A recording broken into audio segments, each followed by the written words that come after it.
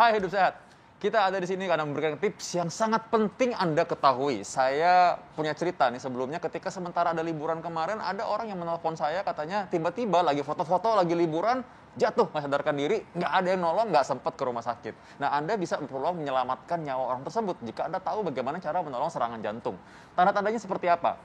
Nah, jadi tanda orang serangan jantung biasanya tuh kelihatan kalau dia itu ada sakit dada, keringat dingin, basah, bahkan mulai gelisah. Biasanya orang itu merasa ketakutan karena sakitnya sakit sekali rasanya. Dadanya seperti ditekan benda berat sampai menjalar ke lengan kiri. Nah, itu bahaya. Tapi yang paling kita takutkan adalah ketika orang tersebut tiba-tiba jatuh pingsan, nggak sadarkan diri, dan itu di luar rumah sakit. Rumah sakitnya mungkin jauh. Gimana cara menolongnya? Ini dia, perhatikan baik-baik ya caranya ya. Nah, kalau Anda misalkan melihat ada orang yang tiba-tiba pingsan, kolaps tanpa ada benturan. Tiba-tiba aja begitu. Nah, itu Anda harus curiga bahwa ini mungkin adalah henti jantung. Mungkin karena serangan jantung. Nah, begini cara menolong pertama kali. Anda harus panggil dulu tuh orangnya. Pastikan dulu memang dia jatuh gara-gara nggak sadarkan diri. Cek responnya. Halo Pak atau Bu gitu ya. Hai, gimana Pak, Bu? Nggak ada respon. Curiga harus henti jantung. Panggil bantuan segera. Jadi yang pertama, panggil bantuan. Panggil bantuan dulu. Tolong. Atau sekarang zamannya bisa langsung telepon ya. Teleponnya Anda aktifkan mode speaker supaya sementara Anda menolong nggak sibuk begini. Tapi Anda menolong langsung pencet speaker, taruh di sini.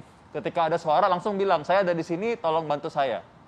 Nah, seperti itu. Nah, ketika Anda sudah panggil, nggak sadar tadi, Anda sudah panggil bantuan, segera lakukan namanya kompresi atau pijat jantung luar. Nah, ini bukan pijat jantung seperti biasa begini ya, ada caranya. Jadi Anda lakukan adalah seperti ini. Anda akan menekan dengan bagian pangkal dari telapak tangan nih, sini nih. Nah, tapi supaya kuat, Anda kaitkan dengan tangan Anda yang lain lagi di atasnya, supaya menolong ketika menekan. Ini harus diketahui apabila Anda kerja di tempat publik. Anda security, Anda seorang karyawan, Anda seorang jurnalis atau siapapun yang ada bekerja di luar. Bahkan seorang mahasiswa pun harusnya bisa tahu bagaimana caranya. Ingat ya, Anda menekan dengan bagian pangkal dari telapak tangan di sini nih. Pangkal dari telapak tangan, Anda kaitkan seperti ini, ya. Lalu Anda tekan di bagian tengah dada. Ketika Anda menekan, maka Anda menggunakan bagian dari bahu untuk mendorong ke bawah, ya begini. Jadi bukan dengan siku, bukan begini ya. Bukan begini, tapi dengan bahu. Jadi mendorongnya begini. Ya. Anda lakukan kecepatan berapa? Kecepatannya adalah 100 sampai 120 kali per menit atau sekitar 1 detik 2 kali. 1 detik 2 kali. Ya. Dan dengan kedalaman sekitar 5 cm. Jadi artinya apa? Memang mungkin Anda nggak usah ukur-ukur, tapi maksudnya kira-kira bahwa itu dalamnya cukup dalam sampai dadanya tuh masuk ke dalam, dan Anda harus lepaskan sampai dadanya mengembang kembali, baru Anda tekan lagi. Coba kita panggil bantuan ya sekarang ya. Tolong Pak. Nah, tolong maksudnya tolong bantuin memperagakan ya. Gimana? Pak, tolong baringan sini Pak. Tolong Pak ya. Kepalanya sana boleh? Boleh. Ya. Oke, kepala sana nggak usah pakai bantal Pak ya. Agak ke sini sedikit. Ya. Nah, boleh tiduran sebentar ya. Nah, kita anggap beliau ini adalah korban orang yang mengalami henti jantung. Contoh kita panggil tadi nih ya. Pak, nggak menjawab. Pak, nggak menjawab ya. Ketika nggak menjawab, berarti harusnya orang ini memang henti jantung. Atau bila kelihatan bernapas, tapi bernapasnya itu nggak normal. Ya, seperti mengorok misalnya. Nah, itu kita curiga, oke, ini seorang dengan henti jantung. Apalagi nggak jawab sama sekali. Sudah kita panggil ya. Oke Pak, panggil bantuan. Pak, tolong. Ya, telepon, speaker. Kita betulkan, ini detil yang tadi nggak bisa diperagakan kalau nggak ada orangnya ya. Kita pegang dahinya, ininya dagunya naikkan begini. Nah, jadi ini untuk membuka jalan napas nih. Ya, kita naikkan ininya, dagunya, tekan dahinya ke belakang. Nah, dengan posisi seperti ini, orangnya dalam keadaan lebih baik jalan napasnya. Bapak boleh dilepaskan ininya, supaya bisa lebih kelihatan. Nah, begini. Nah, sudah dengan kondisi seperti ini, kita lakukan pijat jantung luar ya. Ini tengah dada persis, Anda harusnya buka biar kelihatan.